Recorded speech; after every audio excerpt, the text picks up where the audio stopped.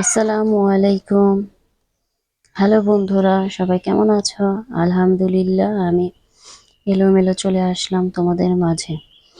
এলোমেলো এজন্য বললাম, আমি এখনো ঠিকঠাক মতো ভিডিও এডিটিং করতে পারছি না। যখন পারবো তখন টাইটেলটা চেঞ্জ করে ফেলবো ইনশাল্লাহ।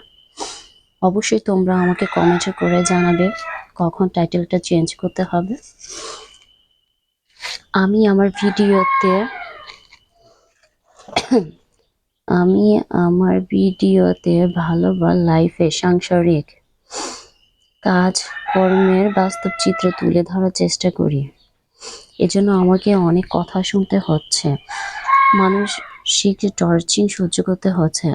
আমি নাকি এসবও করে শ্বশুর ও বংশের মান ইজ্জত সব নষ্ট করে ফেলছি।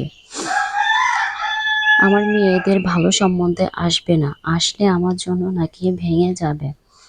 আমার স্বামীকে বলা হচ্ছে আমাকে বোঝানোর জন্য, ভয় দেখানোর জন্য, যাতে টিডিও না করে, না হলে আমাকে আমার মেয়েদের কাছ থেকে বিচ্ছিন্ন করা হবে।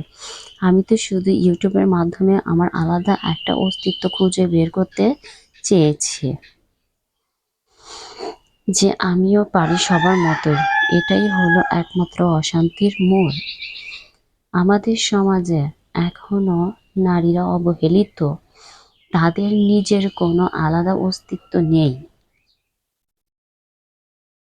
আমরা নারীরা তো জন্মসূত্রে স্বাধীন, তাহলে বিয়ের পর কেন পরাধীন? এর উত্তর কি তোমরা কেউ দিতে পারবে? তাই তো কবি কামিনী রায়ের লেখা, করিতে পারি না কাজ, সদা ভয় সদা লাজ, সংশয়ে সংকল্পে সদা টানে, পাছে লোকে কিছু বলে।